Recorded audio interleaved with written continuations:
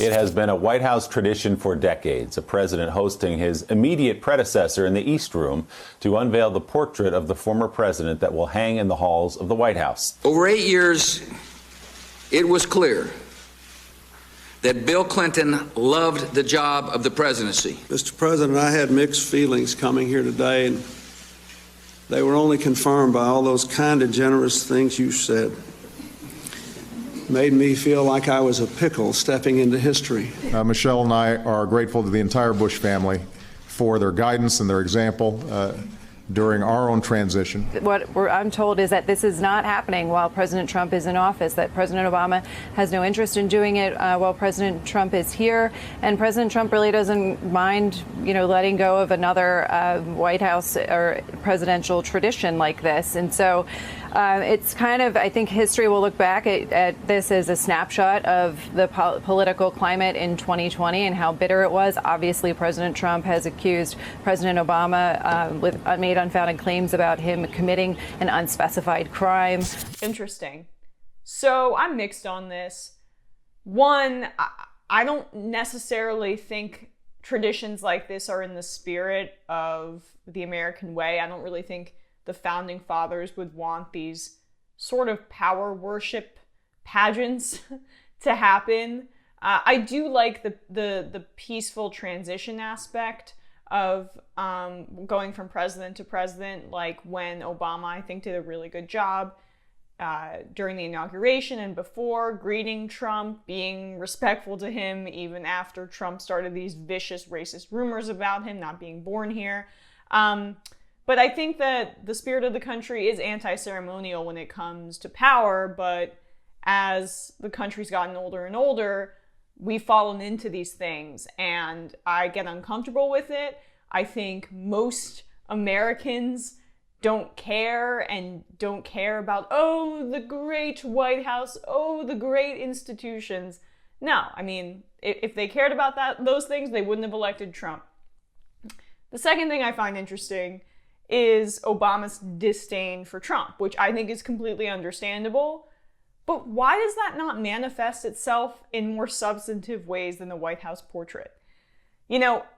Perhaps he could be more active in organizing down ballots. So I understand that perhaps that would tarnish his beloved legacy, which is his number one focus, it seems like.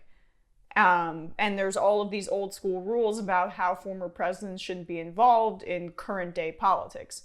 Okay, but if Trump is as big of a threat as you say, and I think he's an enormous threat, maybe let's break some of those traditions. They don't seem to matter that much. The only way Obama is getting involved in politics these days is to get Buttigieg and Klobuchar and Beto O'Rourke to coalesce behind a senile Joe Biden to ensure that Bernie Sanders loses and that Joe Biden is the nominee.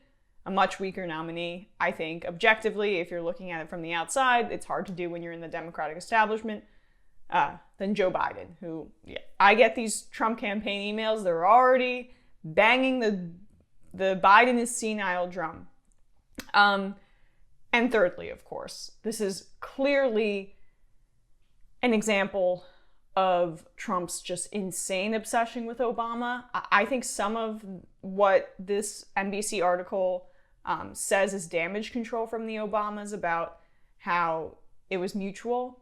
It seems like when you read a little bit between the lines that this is yet another example of Trump's unhealthy, obsessive fixation on Obama and his burning hatred for him, which is, of course, racially tinged. The process for the White House portraits begins near the end of a president's term or soon after, and it takes a few years to complete. The Obamas had selected an artist, and the contract was finalized in early 2017, according to people familiar with the matter, but the process stalled there, they said. So it seems like the Obamas had taken the step forward, then the White House, on their end, nothing happened, and now it's a mutual hatred. Weird, interesting. I think it brings up a lot of bizarre dynamics, and I don't, as I mentioned there, I'm not thrilled with Obama choosing to kind of focus more on things like this than creating some sort of coherent Democratic opposition to Donald Trump. But then again, Obama was a terrible leader of the Democratic Party from a strategic standpoint. The Democrats lost over a thousand seats when Obama was president. So maybe it's best he sits it out, but I think the reason he's sitting it out is largely ego-driven and not driven by wanting to be beneficial and helpful. And obviously Donald Trump, it's comical, his hatred of Obama at this point. But the fact that he bucks tradition, that's what his supporters like. That's what they like. So some of these more, how could he reports, yeah, you're just feeding the wolves there. It's like candy to Trump supporters. They love it.